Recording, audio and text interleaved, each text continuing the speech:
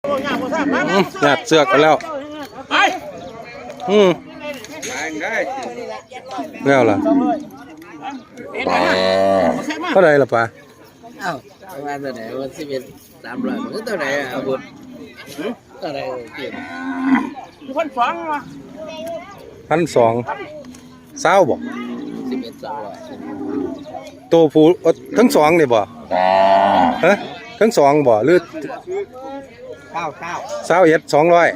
คืออยู่โคมนี่พี่น้องนี่ลูกตัวแม่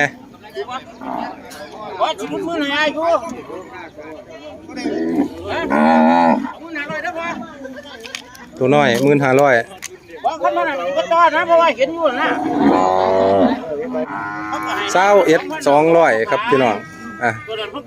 หอยก็หอยเพิ่นปิดจ็อบกันอยู่สนามนี่บ่รู้ว่าเพิ่นสิเอาต่อหลายปานใดก็อันห่างพุทธอันใดสิเอาต่อหลายปานใดอันผมจะขายตะลุกดอกเพิ่นให้ลูกมันว่าหั่น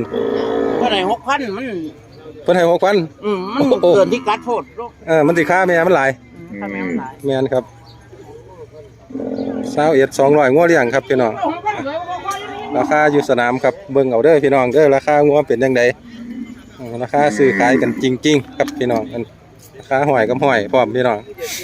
เห็นกันอยู่ต่อหน้านี่ล่ะ200ครับแม่สูงสิ140พุ่นล่ะลูกใหญ่พี่น้องโอ้ชุดนี้เป็นตะเบิ่งแท้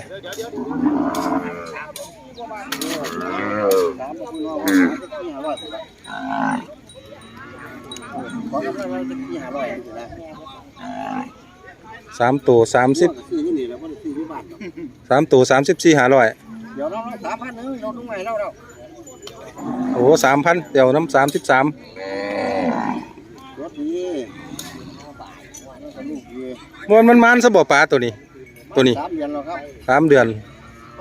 มันลูกแรกซะบ่ท้องแรกพี่น้องเป็นตะเลี่ยงครับเดี๋ยวเบิ่งเพิ่นให้กันอยู่30พ่อห้อยเพิ่นสิเอา33,000ครับชุด3นี่พี่น้อง3แม่เพิ่นมาต่ออยู่อยากหลุดลงว่าซั่นเพิ่นกำลังคุยกันต่อกันอยู่ครับอันนี้ลูกตัวแม่ครับแม่ลูกตัวนี้ก็บ่ลูกแรกกับลูก2ครับแม่นี่พี่น้องน่าดีบ่ดีน่าจะเป็นลูกแรกครับแม่นี่มันอยากจอยจักหน่อยครับสูง135บวกครับแม่ลูกโคมนี่อันนั้นแม่ม่านครับศูนย์ยังล่ะเขาให้ถือบ่ขาดทุน 3,000จักตัวฮะ2 ตัวขาดทุน 3,000ซื้อ47ตัวละเท่าไหร่เนี่ย23 24มาขาย20กับ24เอามือบ่หมานศูนย์จมเปียดอยู่แต่เด็กแล้วห้อยรวดไปลาไปเอาไปส่งห่างใหญ่เพิ่นเห็นคุยกันอยู่วังหัน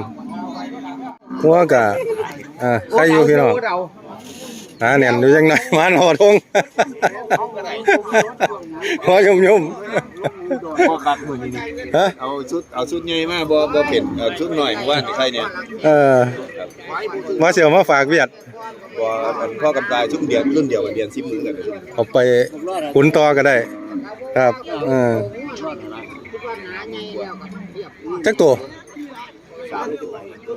ตัวมาเบิ่งดูมันหามีผู้อยากเอาไปขุนต่อแม่นทำยาฉีดยาเรียบร้อยครับฉีดยาคลายพยาธิบำรุงให้แล้วแม่เท่า3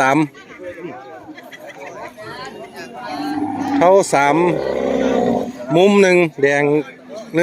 1ตัวเท่าใดแน่ท้องตัวเท่าใดนะผมเปิดไว้100,000ครับ5 ตัวเลยเนาะ100,000แยกบ่แยกก็จังคุยกันครับคุยกันเบิ่งเนาะ คุณมาโดนบ่ได้แล้วก็ เดือนกับ10 วัน เดือนน้อยๆเดือนกับ10มื้อแล้ว ซุนวันเป็นพวกหน่อยไม่เต็มบ่ ไอ้เฮ็ดยาเฮ็ดหยังให้แล้วเด้อพี่น้องเอาไปก็คืออัดอาหารต่อได้เลยครับนี่ครับสูงประมาณ445อัพอยู่บ่ซุ่มนี่ โครงสร้างดี ครับสูสีครับพี่น้องมีตัวนี้อย่างน้อยก็หมู่ตัวเขายาวๆนี่สิประมาณ130กว่านี่ล่ะความสูงตัวนี้ เปิดอยู่เท่าใดเกาะล่ะ แสนเอ็ดครับ แสนเด็ดเนาะต่อได้ครับผมเบอร์โทรละ092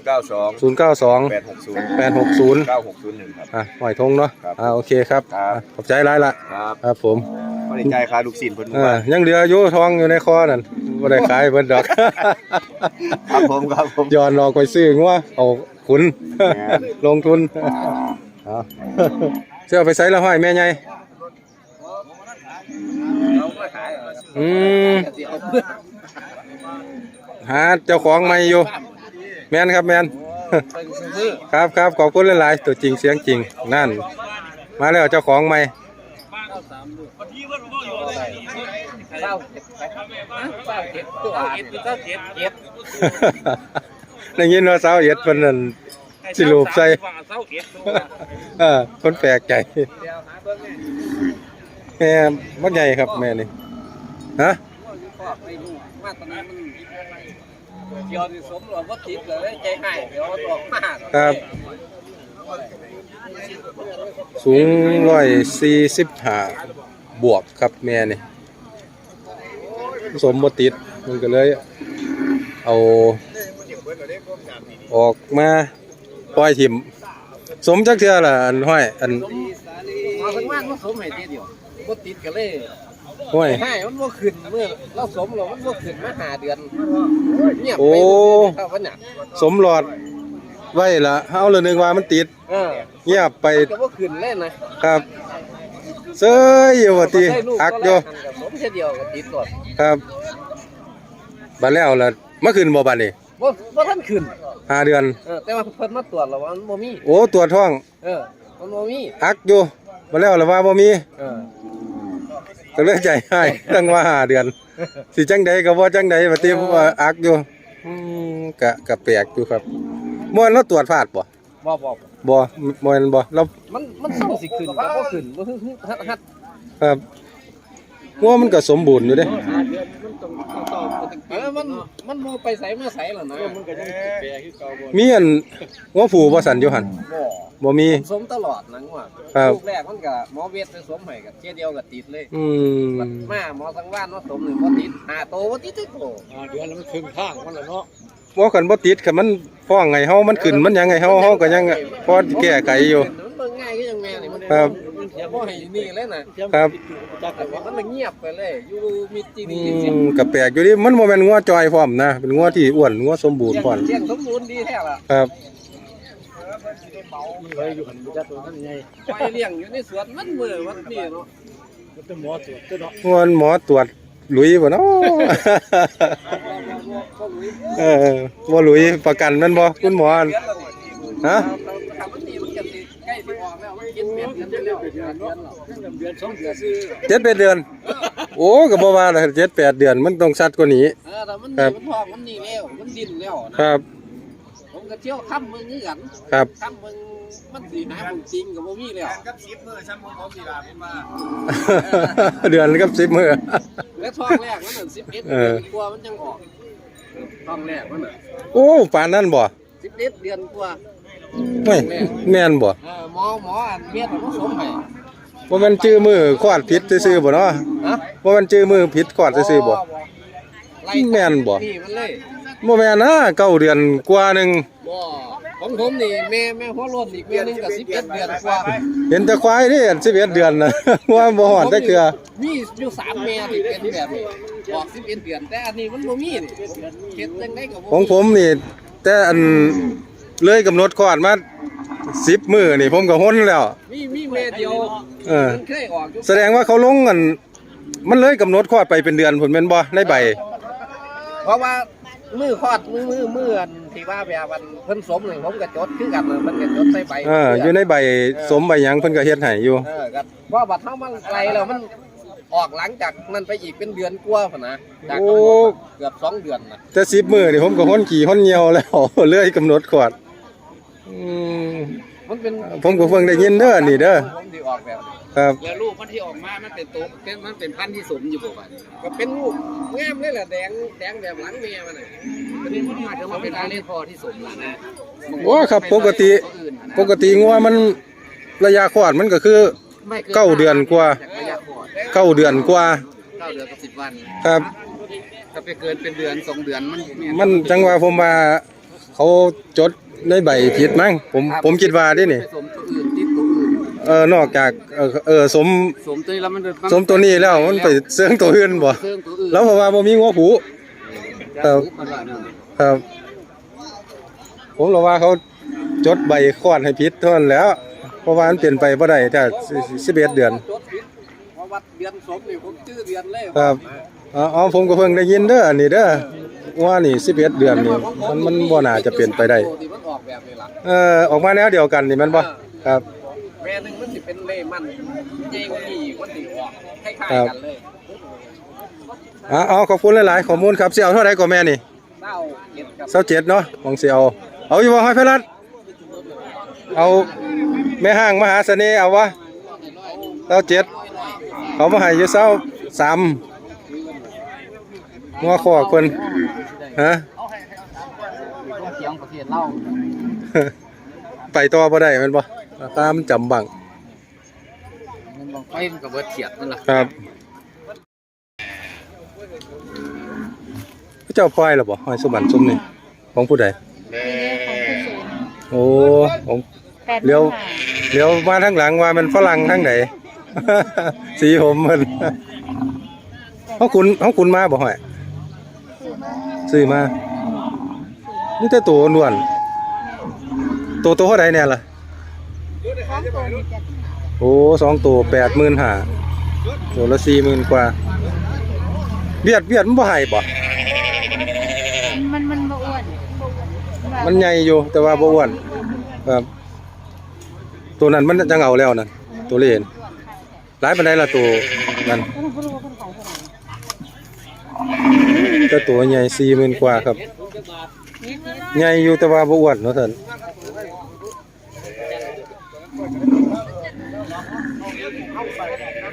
เล่ครับตัวนี้พี่น้องเล่มันสมหยังมาบ่นี่พี่น้องออกลายเสือตัวละ40,000กว่าครับเอาไปขุนต่อโครงสร้างดีครับตัวนี้แต่ขุนดีอยู่แต่ว่าผู้เช่าไปต่อก็สิว่าราคามันสูงติพี่น้องเขาเจ้าก็เลยบ่ทันปล่อยครับเจ้าก็เลยบ่ทันซื้อหลายปานใดล่ะครับของเจ้าบ่แม่ลูก แม่ลูกของผมน่ะ14-500นี่ผม ห้องบ่หรือมองเอา ห้อง ตอนได้อยู่โอ้พี่น้องเอ้ยลูกโตผู้พี่น้อง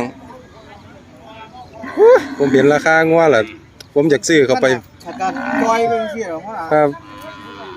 ผมว่าอยากซื้อเข้าไปไว้แตกหยาบๆเด้พี่น้องเอ้ย14-500ต่อได้อยู่จักหน่อยอยู่เนาะ ก็ได้อยู่ ครับ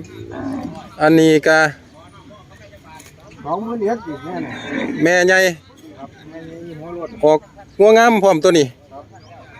คอติดด่างพี่น้องแต่ว่างามครับ หัวโลนพี่น้องสูงใหญ่140กว่าพุ่นละความสูงนะพี่น้อง145บ่ขาดครับเช้าเท่าใดก็พ่อ 93 23เนาะต่อได้ ก็ได้หลายเติบ ครับได้หลายพร้อมตัวนั้นขุนก็ได้เลี้ยงก็ได้มั้งตัวนั้นพี่น้องอันนี้แม่ลูกบ่ครับนี่ อันนี้แม่ลูกเล่ ลูกเล่ตัวผู้หรือตัวแม่เนาะลูก ตัวแม่ ลูกตัวแม่ย่างคักอันนี้นี่เนาะแม่เพิ่นเนาะ ครับผม ครับ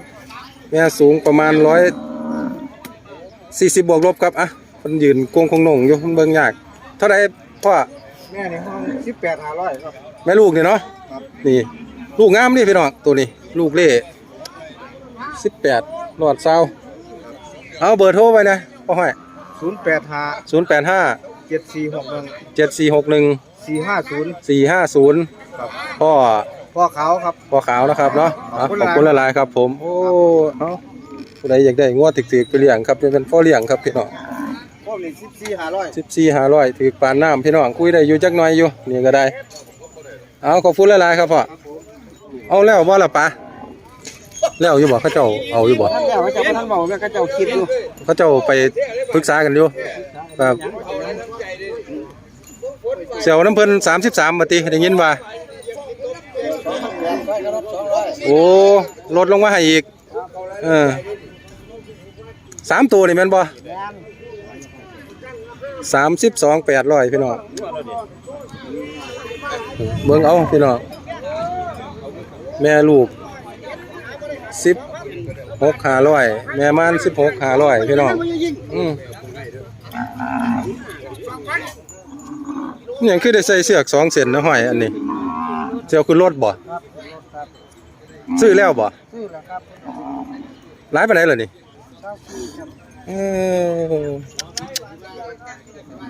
พ่อขุนก็ได้พ่อเนื้อก็ได้พ่อเสื่องก็ได้ครับพี่น้องบ่เห็นเจ้าของเพิ่นพี่น้องพอสิถามเบิ่งงัวเลี้ยงครับ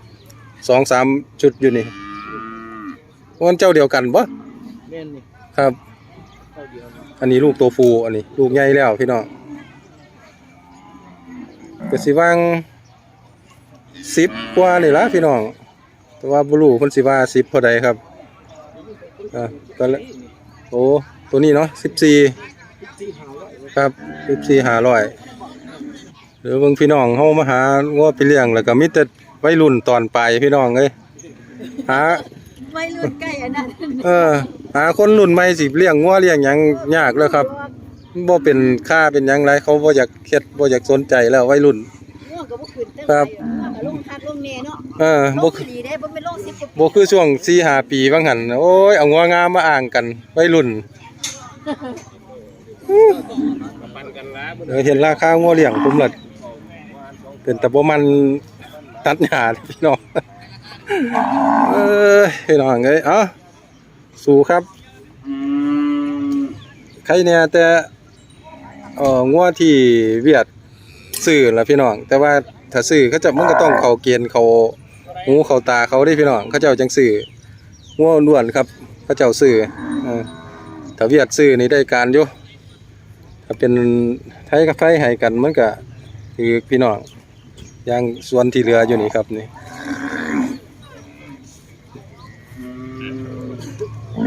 ไงเพิ่นกำลังเอาไปขึ้นรถครับอ้วนๆนี่แบบนี้เป็นค่าอยู่พี่น้องเป็นราคาอยู่อ้วนๆ